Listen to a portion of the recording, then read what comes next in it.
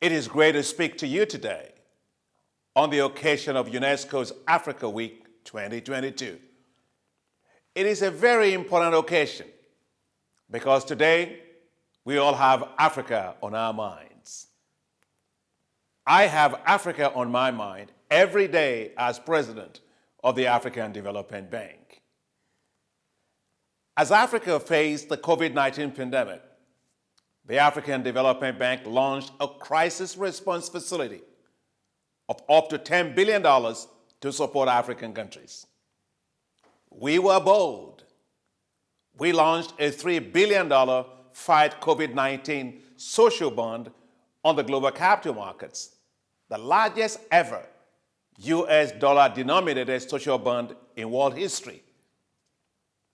As the world woke up to the Russian war in Ukraine, Africa faced yet another challenge, as the war is causing a potential food crisis in Africa. Africa will lose 30 million metric tons of food, mainly wheat and maize, that it normally imports annually from Russia and Ukraine. The price of bread is now beyond the reach of many. The African Development Bank again is rising to the challenge. Our board of directors have just approved our $1.5 billion Africa Emergency Food Production Plan to mitigate the effects of the war on food security in Africa.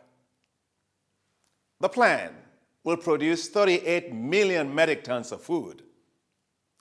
Africa will not beg for food. We will feed Africa and do so with pride. This year, Africa will host the COP27, the Africa COP on climate change. We all must deliver for Africa on climate finance.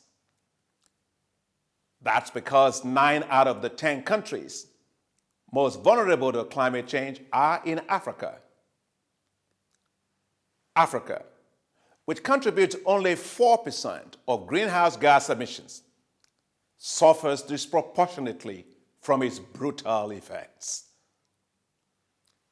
The African Development Bank has doubled its climate finance to $25 billion by 2025 to support Africa on climate finance. We are helping Africa to adapt to climate change. This includes supporting countries to insure themselves against droughts or floods, and it is working very well. In Madagascar, our support of $4 million to pay for the full climate insurance of the country allowed it to receive $12 million in payouts to compensate over 600,000 farmers when the country was hit by Cyclone Batsirai.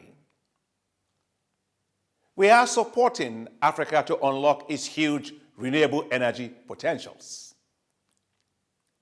We are implementing a $20 billion desert-to-power program that will turn the Sahel zones of Africa into the world's largest solar zone and provide electricity via solar for 250 million people. We are supporting Africa to unlock its potential for agriculture. Our flagship program, which we call Technologies for African Agricultural Transformation, or TAAT or TAT, has delivered climate-smart seeds to 12 million farmers in 27 countries in just 2 years. TAT financed the provision of 61,000 metric tons of seed of heat-tolerant wheat varieties to farmers in Ethiopia. The farmers cultivated 5,000 hectares of these heat-tolerant wheat varieties in 2018. They expanded that to 167,000 hectares 2 years later. And by this year, they had grown these varieties on 4 400,000 hectares.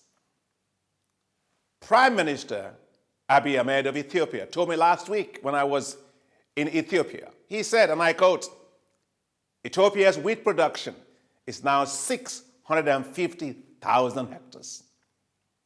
We harvested 2.6 million tons of wheat. Ethiopia did not import wheat this year. Next year, we will cultivate 2 million hectares on the wheat. We expect to export at least 1.5 to 2 million metric tons of wheat to Kenya and Djibouti next year, end of quote. Wow, simply incredible. As we think Africa, we must think women and youth. They are the best assets for Africa.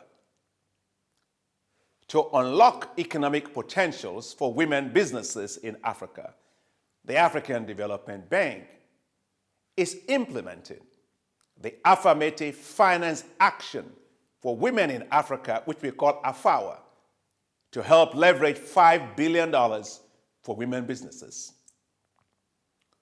And we are making great progress.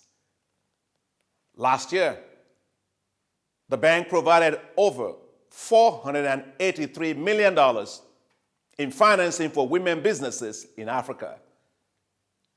And this year, the bank will provide $500 million for women businesses. That's because women run Africa. When women win, Africa wins.